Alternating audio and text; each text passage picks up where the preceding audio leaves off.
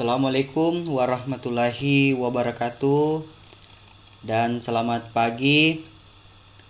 Alhamdulillah, pada kesempatan kali ini kita masih diberi kesehatan dan kekuatan sehingga dapat berkumpul untuk mengulas pengetahuan-pengetahuan yang tentu akan membantu kita dalam proses pembelajaran. Baik, pada pertemuan kali ini kita akan membahas tentang pengulangan kata dalam bahasa Indonesia. Pengulangan kata dalam bahasa Indonesia tentu tidak lazim lagi di telinga kita, karena telah kita dapatkan selama kita sekolah, mulai sekolah dasar hingga di tingkat SMA. Tetapi ada perbedaan tentang pengulangan kata yang kita dapatkan di bangku sekolah dibandingkan pengetahuan reduplikasi atau pengulangan kata yang kita dapatkan di bangku kuliah. Tentu berbeda, karena kita saat ini berada dalam lingkup mahasiswa. Nah, tentu kalian telah tahu bahwa pengulangan kata merupakan salah satu aspek dari cabang ilmu morfologi. Nah, morfologi ini suatu cabang ilmu linguistik yang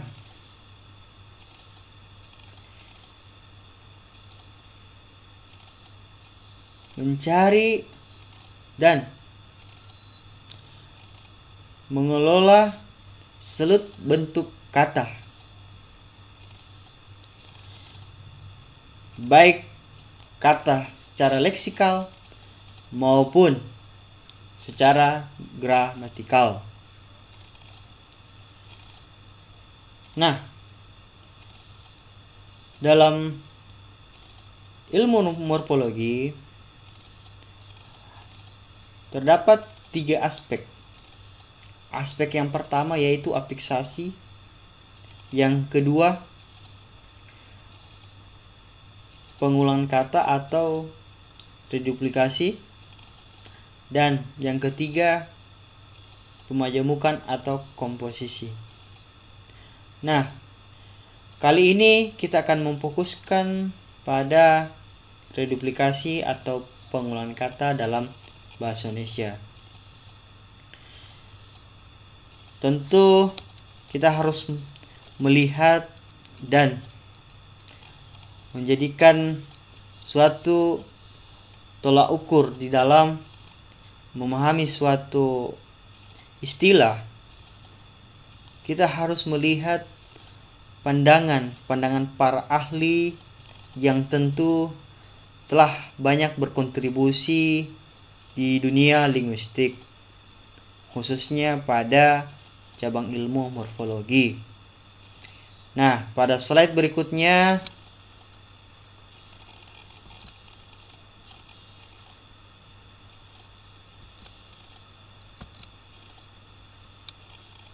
ya. Yang pertama, menurut KBBI, bahwa proses pengulangan atau reduplikasi adalah proses atau hasil perulangan kata atau unsur kata. Sedangkan menurut Harimurti, proses pengulangan atau reduplikasi adalah proses pengulangan kata baik secara utuh maupun sebagian, baik dengan menggunakan variasi fonem maupun tidak. Sedangkan yang ketiga, menurut Ramblan, reduplikasi ialah pengulangan satuan gramatikal baik seluruhnya maupun sebagian, baik dengan variasi fonem maupun tidak.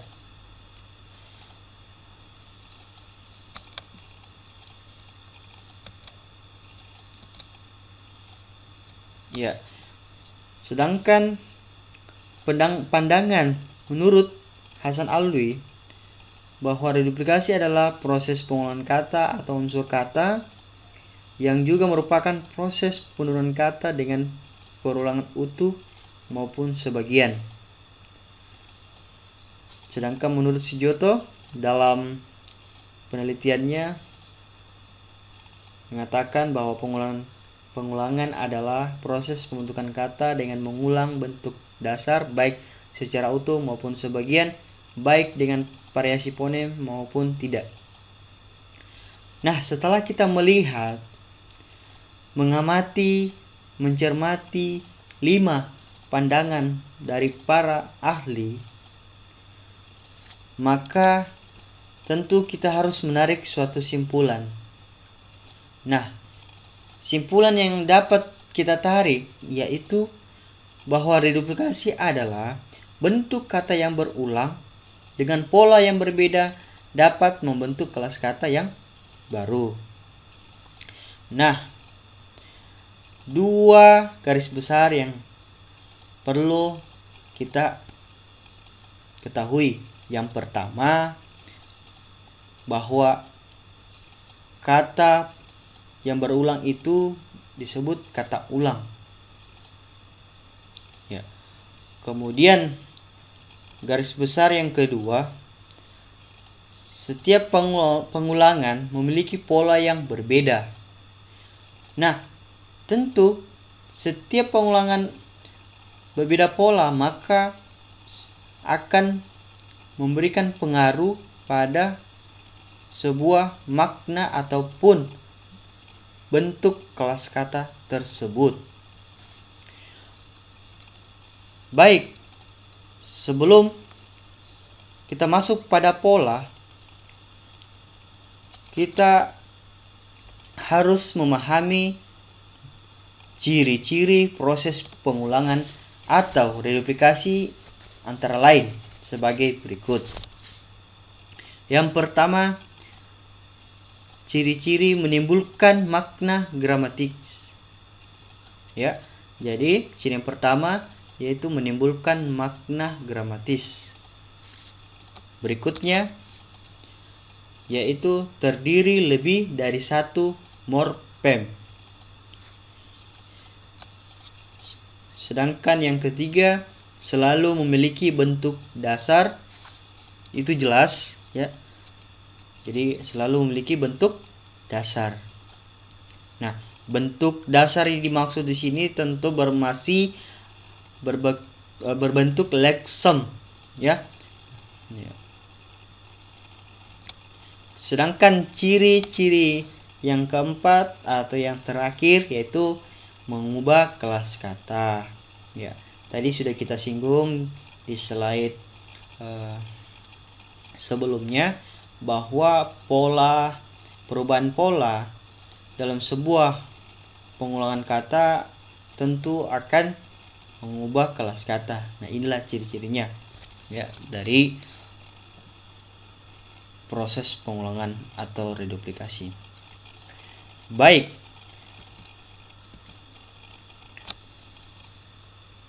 Saya akan mengantar kepada pemahaman yang lebih jauh tentang reduplikasi, yaitu berdasarkan atau menurut Harimurti Kridalaksana.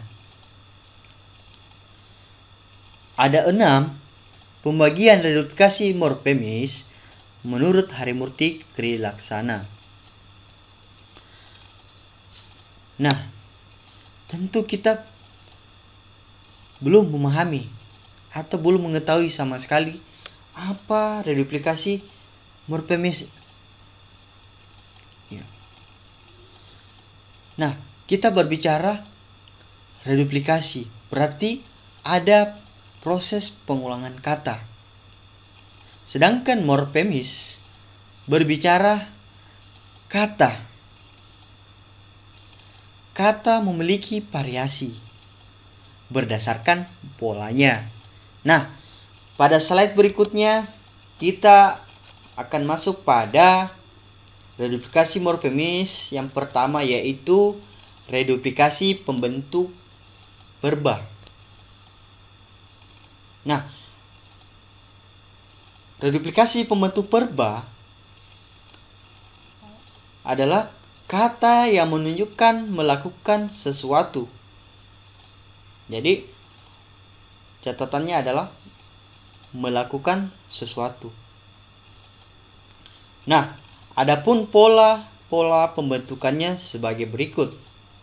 Yang pertama, pola pertama terlihat bahwa V dan V. Nah, pola ini menjelaskan bahwa sebuah pengulangan yang memiliki kelas kata verba atau kata yang melakukan sesuatu. Artinya, ketika dua unsur ini dipisahkan, tetap mengandung kelas kata verba. Ya, jadi mengapa pola ini diwujudkan dalam bentuk V dan V, bahwa kedua kata itu meskipun dipisahkan tetap sama-sama memiliki atau menduduki sebagai kelas kata verba. Kemudian pola berikutnya ada pola me, ya, sebagai prefiks me, kemudian R sebagai reduplikasi, dan adjektif atau kata sifat dan verba.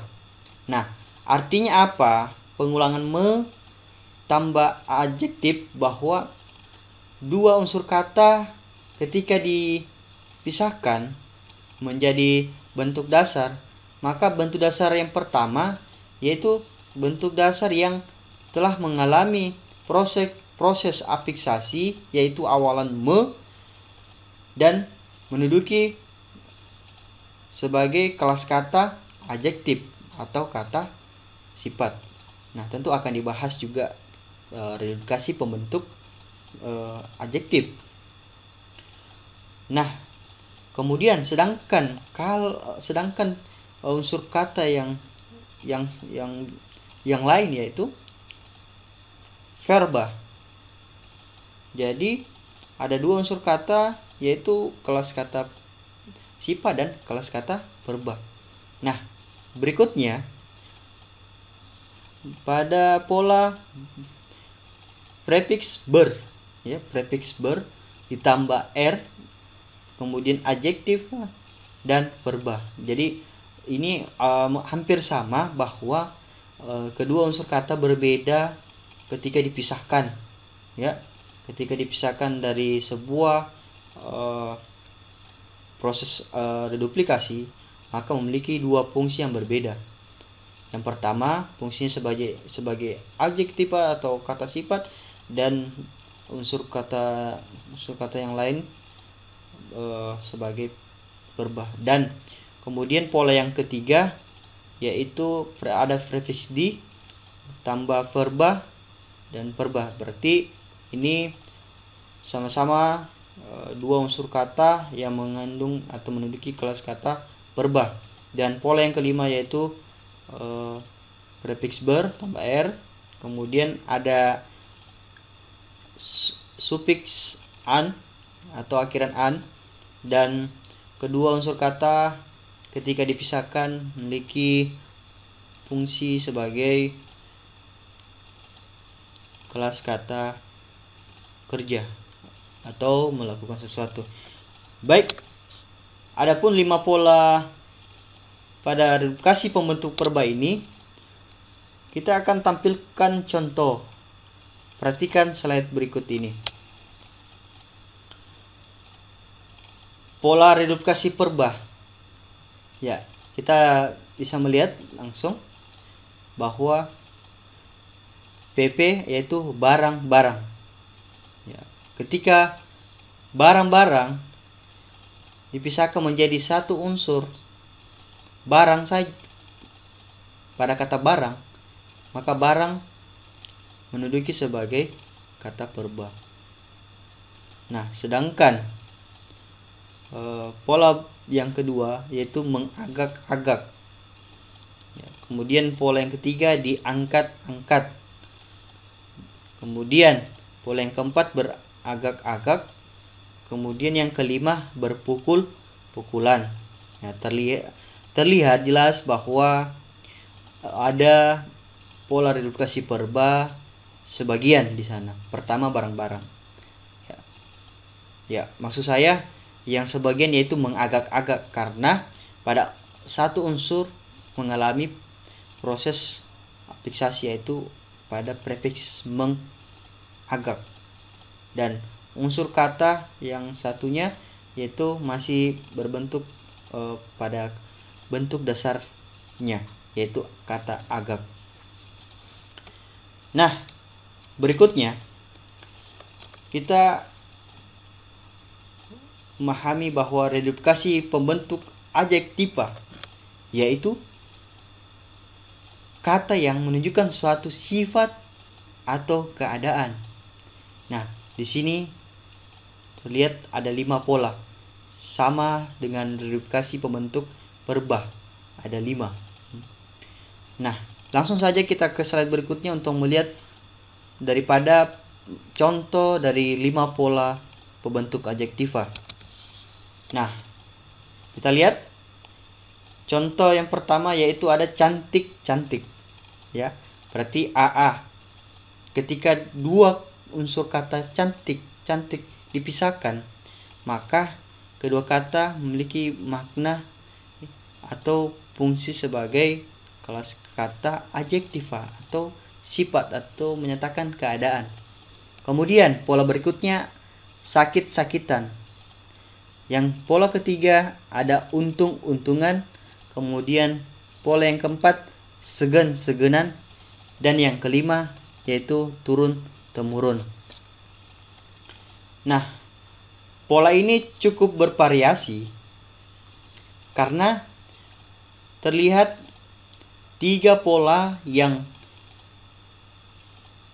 mengalami proses afiksasi pada akhiran, yaitu sufiks an pada kata sakit-sakitan, kemudian untung-untungan, dan segan-seganan. Baik, pada pembahasan berikutnya yaitu reduplikasi pembentuk nomina. Nah, pembentuk kelas kata nomina ini yaitu sesuatu yang menyatakan nama, tempat, dan benda. Jadi yang harus digarisbawahi bahwa kelas kata nomina yaitu yang menyatakan nama, tempat, dan benda. Ada 3 poin. Nah, adapun pola pembentuknya terbagi atau terdiri dari 6 pola. Nah, langsung saja kita lihat beserta contohnya, pola beserta contohnya. Ya, ada pola NN, pohon-pohon. Ya, jadi pohon-pohon ketika mengalami proses reduplikasi, ya, tidak terjadi perubahan kelas kata. Ya, tidak mengalami proses kelas kata. Ya, tetap ketika pengolahan kata nomina, maka kata yang tadi kata pohon adalah nomina. Ketika terjadi proses reduplikasi menjadi pohon-pohon, maka tidak mengubah kelas katanya. tetap menjadi kelas kata nomina. Nah, begitu juga tali temali, kemudian bermacam-macam, kemudian tanam-tanaman, pola berikutnya kucing-kucingan, dan yang terakhir sayur-sayuran. Baik, kemudian reduplikasi pembentuk pronomina. Apakah itu pembentuk pronomina? Jadi pembentuk pronomina itu yaitu menyatakan nama, tempat, dan benda. Ya, adapun polanya sebagai berikut dan contohnya seperti ini. Pola reduplikasi nomina pada kata segen-segenan, kemudian turun-temurun. Ya.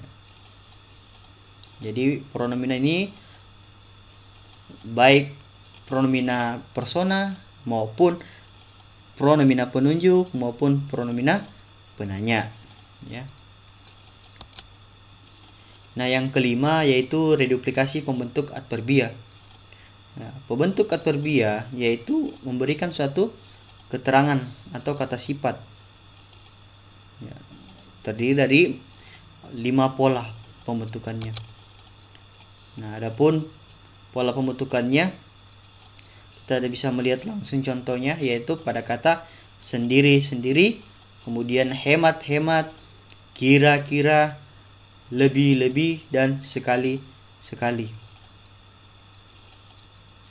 Ya, kita lanjut pada reduplikasi morfemis yang terakhir, yaitu pembentuk numerelia. Nah, pembentuk numerelia adalah kata yang menyatakan jumlah benda atau urutannya dalam suatu urutan. Nah, adapun polanya ya seperti ini ya, ber, kemudian num, berpuluh-puluh. Ya, contohnya kata berpuluh-puluh. Nah, bisa juga contoh lain, misalnya beratus-ratusan atau juta-jutaan. Itu merupakan reduplikasi numerelia, menyebutkan nilai angka. Ya. Baik. Maka kita telah sampai pada suatu simpulan. Ya. Adapun simpulan yang pertama, bahwa reduplikasi adjektif memiliki 5 pola pembentuknya, sedangkan reduplikasi perba memiliki 5 pola pembentuknya. Reduplikasi nomina memiliki 6 pola pembentuknya. Adapun reduplikasi pronomina memiliki 2 pola pembentuknya. Reduplikasi adverbia memiliki 5 pola pembentuknya. Dan yang terakhir yaitu reduplikasi adverbia memiliki 1 pola pembentuknya.